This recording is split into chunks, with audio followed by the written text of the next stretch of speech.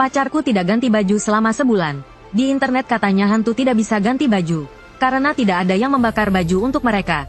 Dan mereka tidak bisa memakai baju dari dunia nyata. Jadi aku beli baju dalam secara online.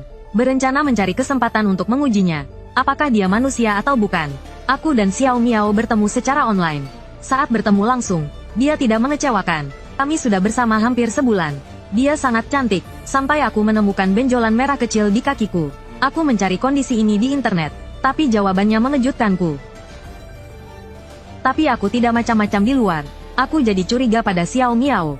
Dia gadis yang konservatif. Setiap kali aku mengajukan permintaan, dia selalu menghentikanku. Dia bilang ingin menyimpan yang paling berharga sampai malam pengantin. Tapi kami pernah bersentuhan fisik dan tinggal bersama. Mungkinkah penyakit ini ada hubungannya dengan dia yang tidak ganti baju?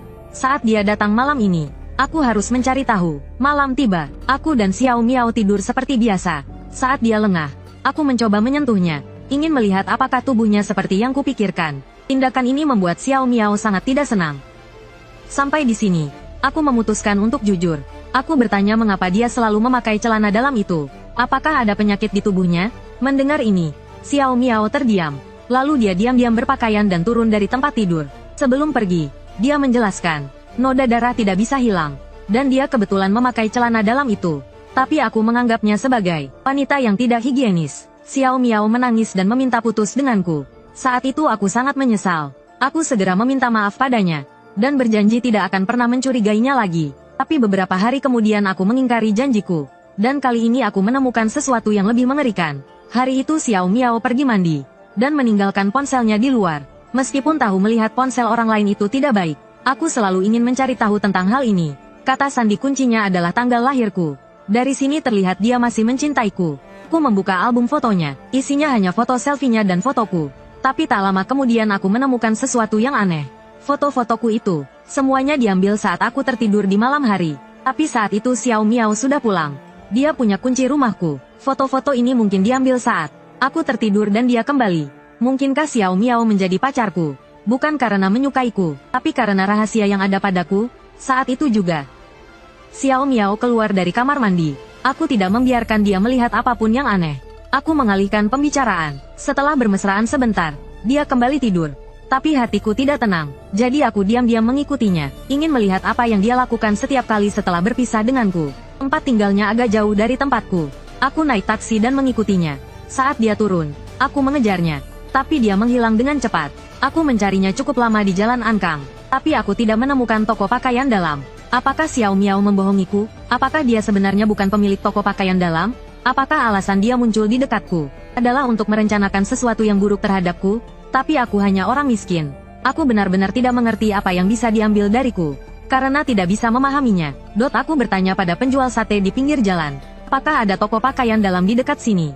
Penjual itu bilang ada. Tapi dia malah balik bertanya untuk apa aku menanyakan itu. Aku mengarang alasan. Aku bilang padanya kalau pemilik toko itu adalah pacarku. Ini pertama kalinya aku menemuinya dan ingin memberinya kejutan. Tapi setelah mendengar itu, penjual sate tiba-tiba berdiri. Kau bercanda, kan? Memang ada toko pakaian dalam di dekat sini. Tapi pemiliknya sudah meninggal sebulan yang lalu.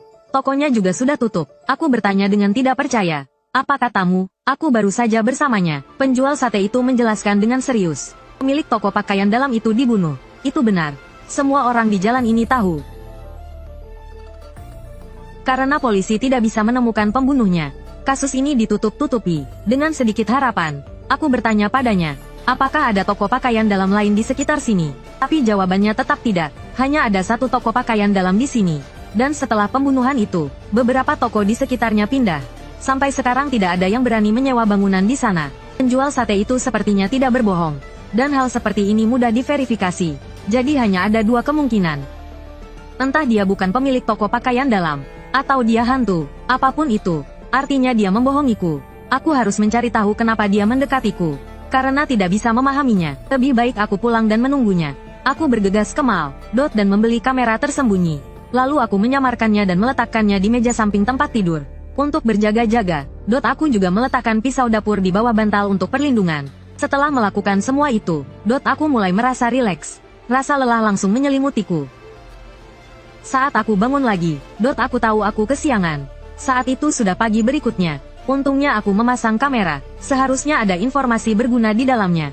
Dari rekaman kamera tersembunyi, aku menemukan bahwa dia bisa membangunkanku dari tidur.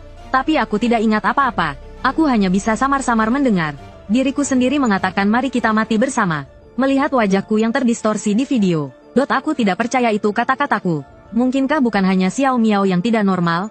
Aku sendiri juga gila. Kenapa aku bisa bilang padanya untuk mati bersama? Mungkinkah dia yang memengaruhiku saat aku tidur?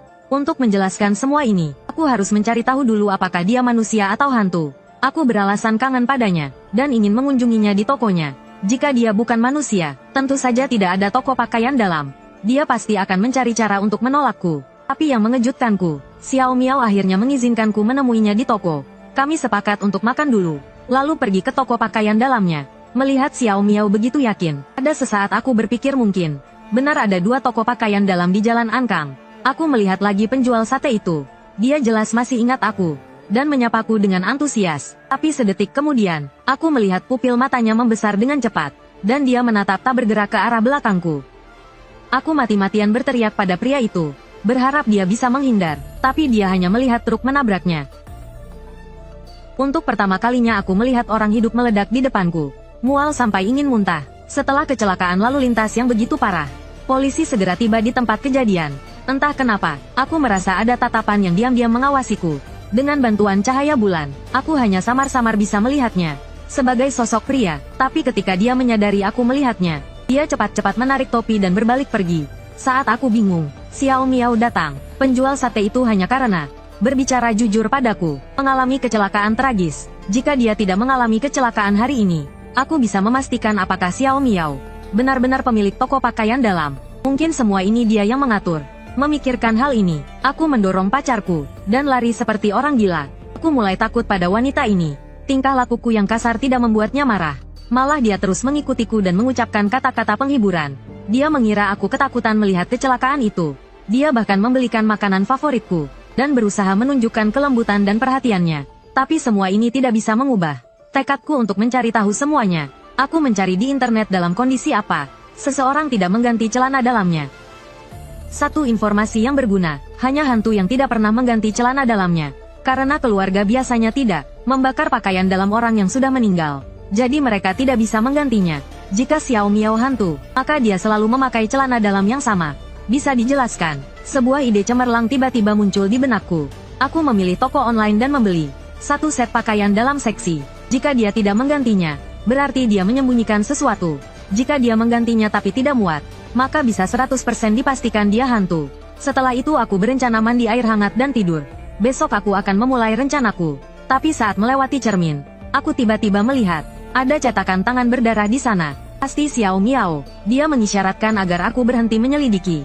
Kalau tidak, aku akan bernasib sama seperti pemilik warung barbecue, terbunuh. Saat itu aku sangat ketakutan. Yang kupikirkan hanyalah melarikan diri dari sini. Xiao Miao punya kunci rumahku.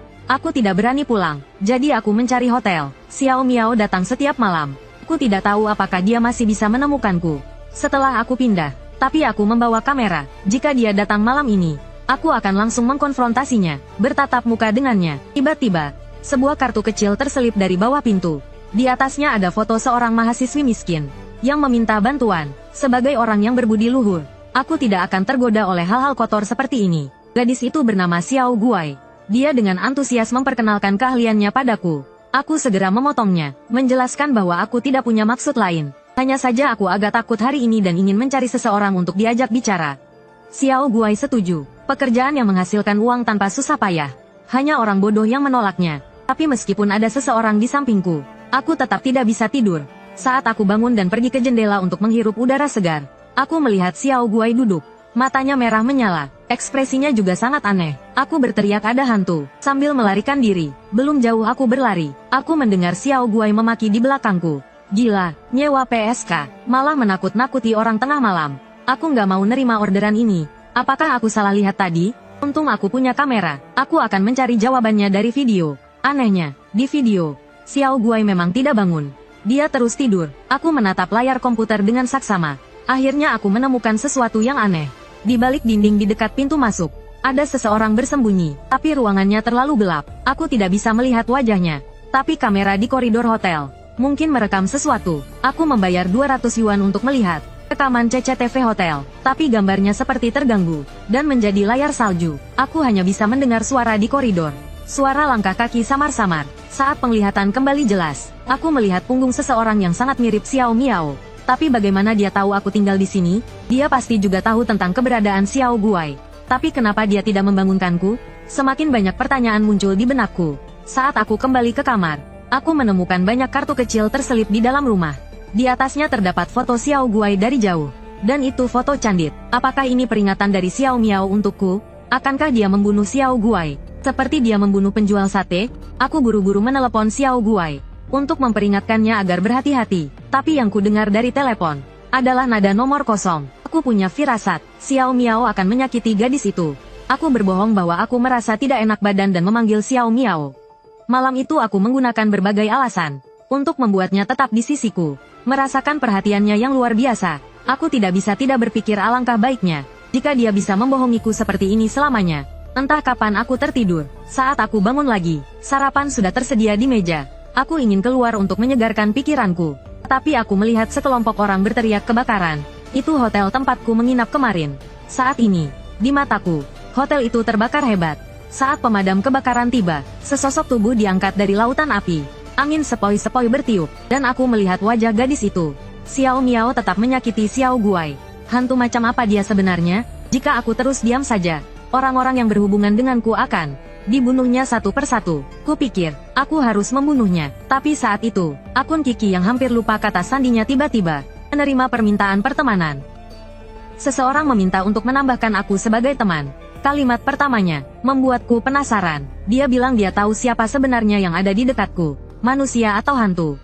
Aku mencoba mengobrol dengannya sebentar, dan menemukan bahwa orang ini benar-benar tahu tentang hal-hal aneh yang terjadi padaku akhir-akhir ini.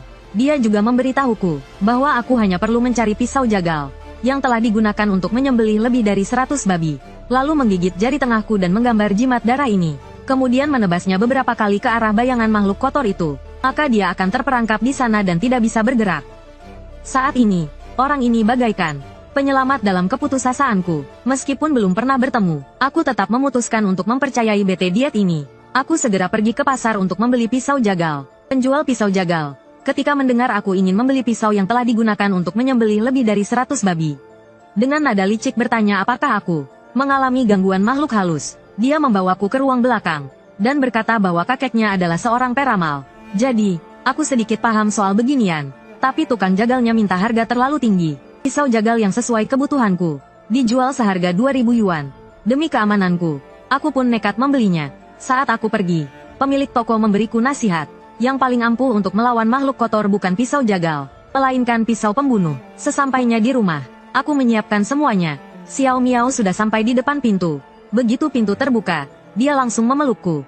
Karena aku bilang pada Xiao Miao, aku sudah menyiapkan kejutan untuknya. Aku mengeluarkan satu set pakaian dalam bermerek, dan bilang padanya ini hadiah yang sudah aku siapkan dengan susah payah.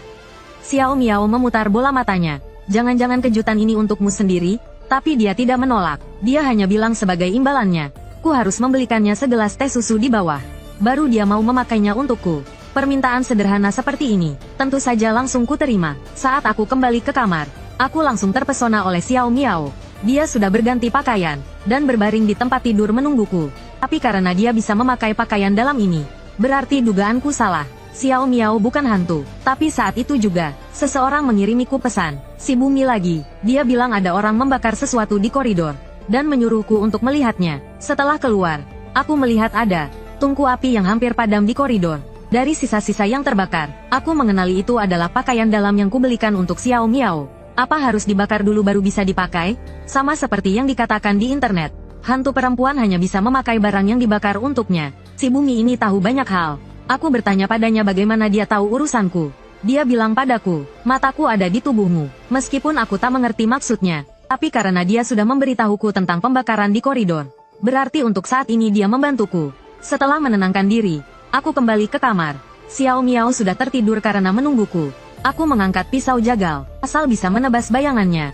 Aku bisa menaklukkannya. Tapi saat itu, Xiao Miao terbangun. Dia berteriak jangan, tapi sudah terlambat. Pisau jagal itu tepat menebas bayangannya. Tapi selain sedikit aura hitam yang keluar dari pisau, tidak terjadi apa-apa. Xiao Miao yang tersadar langsung mendorongku hingga terjatuh. Saat itu, aku pun membuka kartuku. Aku bertanya dengan lantang, kau ini manusia atau hantu? Apa tujuanmu mendekatiku? Tapi dia diam saja dan langsung pergi. Sebelum keluar, dia bertanya padaku, dari awal sampai akhir, apakah aku pernah menyakitimu? Apa kau pikir aku hantu? Aku balik bertanya, memangnya bukan? Xiao Miao menghela napas dengan pasrah. Kalau menurutmu bukan, ya bukan. Aku pergi. Entah kenapa, saat Xiao Miao pergi, dadaku terasa sakit. Tapi sedetik kemudian, ku dengar suara tangisan yang mengerikan. Aku menoleh, dan ruangan itu dipenuhi kabut merah. Di dalam kabut merah itu, muncul sesosok bayangan hitam. Ia melangkah mendekatiku, tapi tubuhku mati rasa. Aku tak bisa bergerak. Dasar laki-laki tak tahu diuntung. Kenapa kau bunuh aku? Aku akan membunuhmu. Aku akan balas dendam. Itu suara seorang wanita, sambil berteriak. Ia mencekik leherku. Tak kusangka, aku tidak dibunuh Xiao Miao. Malah mati lebih dulu di tangan hantu wanita lain. Dalam keputusasaan, kulihat pisau jagal di atas tempat tidur. Hasrat untuk hidup membuat tubuhku perlahan bisa bergerak lagi. Saat hantu wanita itu lengah, aku langsung berlari ke arah pisau jagal itu. Hantu wanita itu perlahan menghilang. Aku selamat. Setelah selamat, aku mengambil ponselku dan bertanya pada Bumi apakah semuanya sudah berakhir. Apakah masalah ini sudah selesai? Dia hanya menjawab 2 kata, naif. Kurasa Bumi orang yang hebat. Aku punya banyak pertanyaan untuknya. Ku coba mengajaknya bertemu untuk bertanya langsung. Tak disangka, dia langsung setuju. Kami janjian bertemu di kafe di Jalan Dongcheng. Dia akan menjawab semua pertanyaanku. Ternyata Bumi pria muda yang tampan. Bumi bilang dia terlahir dengan indera keenam. Sejak kecil, ia dibesarkan oleh seorang pendeta Tao. Alasan dia membantuku adalah karena ia mewarisi wasiat gurunya untuk membasmi iblis. Tapi saat dia menunduk untuk minum kopi, kulihat hantu Xiao Guai muncul dari belakangnya. Aku sangat terkejut. Xiao Guai mati karenaku. Kukira dia akan membalaskan dendam padaku. Tapi Bumi hanya berkata pelan, pulanglah. Hantu Xiao Guai pun langsung masuk ke dalam cincinnya. Bumi tidak menjelaskan kenapa roh Xiao Guai ada padanya. Dia hanya bilang kalau arwah penasaran tidak rela pergi, dan harus ada yang membela mereka. Kukira Bumi bisa tahu masalahku lewat internet. Mungkin karena arwah Xiao Guai yang memberitahunya. Lalu dia menjelaskan kenapa Xiao Miao menggangguku. Ternyata karena aku lahir tanggal 15 bulan 7 Imlek, jam 12 siang. Hari itu disebut festival hantu. Hari dibukanya gerbang akhirat. Konon, beberapa hantu memanfaatkan kesempatan ini untuk merasuki janin yang akan lahir, agar bisa lepas dari dunia bawah. Jadi, anak yang lahir di hari itu disebut anak langit. Terutama yang lahir tepat jam 12 siang. Anak laki-laki adalah yang paling disukai hantu. Jadi tubuhku, bagi hantu rumah yang ingin merasuki tubuhku, adalah wadah yang sempurna. Buxi mengatakan dia akan membantuku menyingkirkan hantu ganas di dekatku. Lalu aku pulang sendirian. Hari ini aku mendapat banyak informasi dari Buxi. Aku tahu alasan sebenarnya Xiao Miao mendekatiku. Tapi sebelum aku sempat senang, hantu wanita kemarin muncul lagi. Dia mencekik leherku. Rohnya terus-menerus masuk ke mulutku. Jelas dia ingin mengambil alih tubuhku. Di saat genting, sebuah rantai menembus jendela dan menarik hantu wanita itu keluar dari tubuhku. Aku menyaksikan hantu wanita yang tadinya sangat arogan diseret pergi tanpa bisa melawan. Aku segera berlari ke jendela untuk melihat siapa yang menyelamatkanku. Tetapi hanya melihat sehelai rambut panjang yang menghilang seketika. Apakah itu Xiao Miao? Dia mungkin tidak mengizinkan hantu wanita lain menyentuhku. Setelah kejadian ini, aku mengajak Buxi ke rumahku. Begitu masuk, dia mengamati pisau jagal yang kubeli. Kukatakan beli pisau jagal. Kenapa kau malah membeli pisau algojo? Mendengar kata-kata Buxi, aku langsung teringat penjual daging itu. Kukira kata-katanya saat pergi hanyalah lecaran. Ternyata dia benar-benar menjual pisau pembunuh kepadaku. Buxi bilang pisau ini terbuat dari bagian dari pisau pemenggal kepala. Hantu ganas yang kutemui mungkin disegel di dalam pisau ini dengan sihir rahasia. Penjual daging itu mungkin menjual pisau ini kepadaku karena dia tidak bisa berurusan dengan hantu ganas ini. Benar saja, dia menemukan kulit manusia di bawah kasurku. Di atasnya tertempel jimat pengganti yang bisa menirukan aura tukang jagal. Dia menyembunyikan kulit manusia ini di bawah kasurku agar hantu wanita itu menganggapku sebagai musuhnya. Sayangnya, tukang jagal itu salah perhitungan. Aku adalah wadah terbaik untuk kebangkitan. Jika hantu wanita itu benar-benar merasukiku, tukang jagal itu juga akan mati mengenaskan. Aku tidak punya masalah dengannya, tapi dia mencelakaiku. Jadi aku membawa Buxi untuk mengkonfrontasinya. Buxi, seperti seorang ahli dunia lain, dengan lambaian tangannya membuat pintu gulung yang terkunci terbuka sendiri, tapi ruangan itu kosong. Tidak ada seorang pun di sana. Buxi tidak terkejut. Dia mengeluarkan sebatang dupa dari sakunya. Dia bilang ini dupa pemecah ilusi. Bisa mengungkapkan kebenaran. Detik berikutnya, kami melihat mayat yang tergantung di balok atap. Buxi melihat bahwa orang ini tidak hanya mati, tetapi jiwanya juga dimakan oleh seseorang yang kuat. Aku langsung berseru, mungkinkah Xiao Miao, benar, setelah kau menebas bayangannya, kekuatannya sedikit berkurang, dan memakan iblis jahat dapat memulihkan energi iblisnya.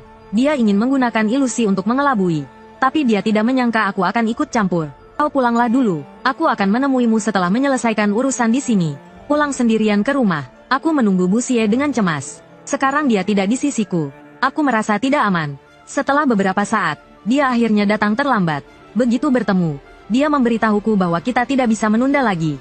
Dia memberiku sepasang gelang hitam pekat. Katanya bisa membersihkan jiwa, karena tubuhku telah tercemar oleh terlalu banyak hantu. Aku perlu menggunakan ini untuk memulihkan diri. Tentu saja, tujuan terpentingnya adalah untuk melawan Xiao Miao. Bu Xie mengatakan dia sudah haus darah. Jika tidak dihentikan, akan ada lebih banyak orang tak berdosa yang mati. Dia sudah menulis mantra di gelang itu. Aku harus mencari kesempatan untuk memasangkannya di tangan Xiao Miao. Sisanya akan dia tangani. Bu Xie bilang dia akan mengatur kecelakaan mobil untukku. Untuk mendapatkan rasa sayangku, Xiao Miao pasti akan muncul untuk menyelamatkanku. Aku perlu bekerja sama dengan Bu Xie untuk menyelesaikan rencana ini. Dia menyuruhku menunggu di jalan Ankang. Sebentar lagi akan ada mobil yang melaju ke arahku. Aku tidak perlu takut, karena pengemudinya sudah diatur olehnya. Tidak akan benar-benar menabrak orang. Meskipun dia mengatakan itu, melihat sebuah mobil melaju ke arahku. Aku masih sedikit panik. Mobil itu semakin dekat, dan tampaknya tidak melambat sama sekali. Tiba-tiba aku melihat pengemudi itu, dengan sesosok bayangan hantu menempel di tubuhnya. Setelah dia mati lebih dekat, ternyata itu Xiao Guai. Aku menyadari ada yang tidak beres. Tapi sudah terlambat. Saat itu, Xiao Miao tiba-tiba berlari dari belakangku. Dia mendorongku menjauh, tapi dia sendiri tertabrak mobil yang melaju kencang. Melihat Xiao Miao pingsan, hatiku hancur. Tapi mobil itu kembali, berputar ke arah kami. Kali ini aku melihat dengan jelas. Wajah pengemudi itu jelas adalah pemilik toko daging. Tembok udara menghalangi jalanku. Mobil itu terpaksa berhenti. Apakah Bu Xie yang menyelamatkanku?